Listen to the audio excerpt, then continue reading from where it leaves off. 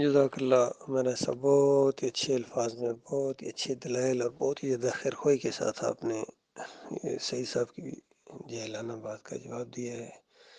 واقعی یہ بالکل بہک گئے ہیں اور بہت بڑا دھوکہ دیتے ہیں لوگوں کو، بہت بڑے دھوکے باز ہیں۔ یہ کہنا کہ ہم قرآن کو نہیں چھوڑ سکتے، قرآن سے آپ بہت دور چلے گئے، بلکہ قرآن کے دشمن بنا دیے گئے ہو، اور اب ساتھ یہ کہنا کہ ہم قرآن کو نہیں چھوڑ سکتے۔ بالکل یہ وہی بات ہے جو محمد حنیف کہتے ہیں کہ دیکھو ٹھیک ہے، وہ ڈاکٹر عثمانی کہتے ہیں اس طرح، یا جو بھی، چھوڑو، دیکھو قرآن کیا کہتا ہے، دیکھو قرآن کیا کہتا ہے۔ اس طرح لوگوں کو دھوکہ دیتے ہیں۔ یہ بالکل اسی طرح کی بات ہے جس طرح طاہر القادری کا ایک قول ہے کہ اس نے کہا کہ بڑی جہالت پھیلی ہوئی ہے، علم پھیلانے کی ضرورت ہے۔ جس طرح طارق جمیل کہتا ہے فرقے نہیں بننے چاہیے، فرقے نہیں بننے چاہیے، ذات خود فرقہ ہے اور کہتا ہے فرقے نہیں بننے چاہیے۔ اسی طرح ڈاکٹر اسرار کتنا زور دیا کرتا تھا قرآن کے ذریعے، ایمان بذریعہ قرآن، دعوت ایمان بذریعہ قرآن، اور خود قرآن کا کس قدر انکاری تھا، وحدت الوجود کا وہ دل دادا، صوفیوں کا پرستار۔ بتاؤ یہ سب اسی طرح لگے ہوئے سب۔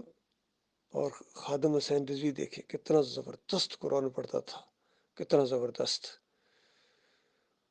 لیکن ساتھ ہی عقیدہ مشرکانہ شرک پھیلا رہا تھا اور کہتا تھا نبی علیہ السلام کا دین تخت پر لانا ہے۔ بتاؤ، اور خود کتنی دفعہ کہتا ہے کہ ہم نبی کے کتے ہیں، اور کہتا ہے کہ علی جویری صاحب بس سب دیتے ہیں، ذہن میں خیال رکھو کہ حلوہ تو جیسا سیڑھیاں چڑھ رہی ہو تو حلوہ لے کے دوڑا آئے گا کوئی بندہ، جو دل میں رکھو لے کے آئے گا۔ اور پھر ساتھ ہی کہ نبی کا دین تخت پہ لانا، نبی کا دین تخت پہ لانا۔ فضل الرحمان اور اس کا والد نظام مصطفیٰ لے کے آئیں گے، نظام عمران خان کہتا ہے مدینہ ریاست بنا دوں گا۔ بتائیے یہ سارے کس قدر فریب کار لوگ ہیں، بالکل ان سے زیادہ یہ فریب کار ہیں، ان سب سے زیادہ یہ فریب کار سعید احمد اور محمد حنیف ہیں، دھوکہ دے رہے ہیں، کیونکہ ان کو تو ایمان کی ہوا بھی نہیں لگی تھی۔ یہ ایمان کا ذائقہ چکھنے کے بعد، توحید کی دعوت کا اقرار کرنے کے بعد، ڈاکٹر عثمانی رحمۃ اللہ علیہ کے ساتھی ہونے کا دعویٰ کرنے کے بعد، یہ کہتے ہیں کہ ایک نبی نے پورے خاندان سمیت ایک دوسرے نبی کو سجدہ کیا، سجدہ ریز ہو گیا، اور دعوت القرآن جیسی تفسیر کے اندر اس ظالم نے لکھ دیا جو اب پڑھی جائے گی قیامت تک، اور سب بوجھ ان دونوں کے اوپر آتا جائے گا۔ یہ دونوں بہت بڑے مجرم ہیں، اب تو گٹھے ہو گئے، یک نہ شد دو شد۔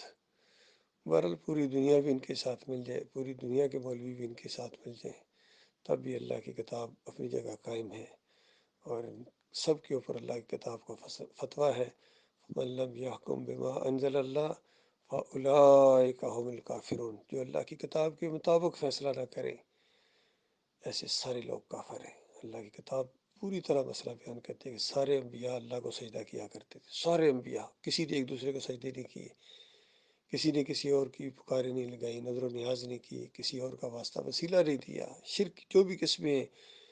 اور سجدہ یہ تو سب سے ایک بڑا فعل ہے جو پوری طرح جب کسی اور کے سامنے کیا جائے، اللہ کے علاوہ کوئی بندہ کسی کے سامنے جھکا ہوا ہو، درخت کے سامنے، کسی مورتی کے سامنے جھکا ہوا ہو، تو فوراً پہلا جو خیال ذہن میں آتا ہے وہ یہ آتا ہے کہ مشرک ہے۔ ڈاکٹر ذاکر کہتے ہیں کہ اگر کوئی مسلمان دوسرے مسلمان کو سجدہ کر رہا ہو تو یہ شرک نہیں ہے، ہاں اگر جا کے تم اس کو اٹھاؤ، سجدے سے اٹھاؤ، کہو یہ تو مسلمان کو سجدہ کر رہا ہے، انسان کو سجدہ کر رہا ہے، تو اب اس کے بعد اگر وہ سجدہ کرے گا نا پھر شرک ہوگا۔ اس طرح ان سب کی متیں ماری گئی ہیں، متیں ماری گئی ان کی۔ بہرحال کوئی نہیں بھگتیں گے، اب ان کے سامنے قرآن و حدیث کو پیش کرنا ایسے ہی ہے جس طرح بھینس کے سامنے بین میں جانا۔